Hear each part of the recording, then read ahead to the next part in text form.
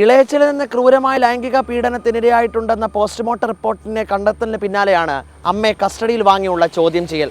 ചോദ്യങ്ങളോടൊന്നും കാര്യമായി പ്രതികരിക്കുന്നില്ല എന്നാണ് പോലീസ് വ്യക്തമാക്കുന്നത്.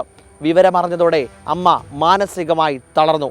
എന്നാൽ അമ്മയ്ക്ക് ഒരു തരത്തിലുള്ള മാനസിക പ്രശ്നങ്ങളില്ലെന്നും പോലീസ്.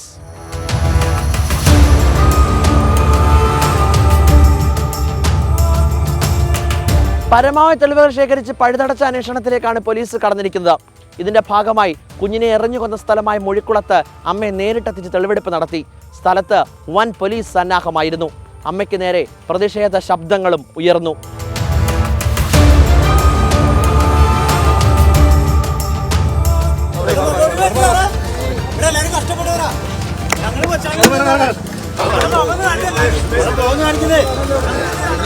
പ്രതിയായ ഇളയച്ചൻ കുട്ടികളുമായി മാത്രം ബന്ധം പുലർത്തുന്ന ആളെന്ന് അയൽവാസി 24-നോട് പലതവണ സമപ്രായക്കാരുമായി ബന്ധം പുലർത്തണമെന്ന് ആവശ്യപ്പെട്ടു. കുഞ്ഞുമായി എപ്പോഴും പുറത്തു പോകുമായിരുന്നു.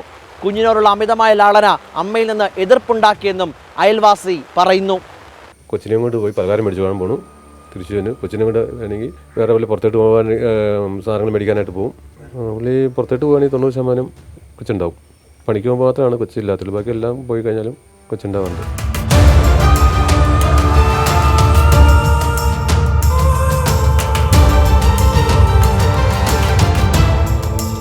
മൂവാറ്റുപുഴ സബ് ജയിലിൽ റിമാൻഡിൽ കഴിയുന്ന പ്രതിയെ കസ്റ്റഡിയിൽ വാങ്ങി ചോദ്യം ചെയ്യാനുള്ള നടപടികളിലേക്ക് കടന്നിരിക്കുകയാണ് പോലീസ്. പുത്തൻകുരിശ് ഡിവൈഎസ്പിക്കാണ് അന്വേഷണ ചുമതല. അമ്മയും ഇളയച്ചനെയും ഒരുമിച്ചിരുത്തി ചോദ്യം ചെയ്ത് കാര്യങ്ങളിൽ കൂടുതൽ വ്യക്തത വരുത്താനും പോലീസ് നീക്കമുണ്ട്.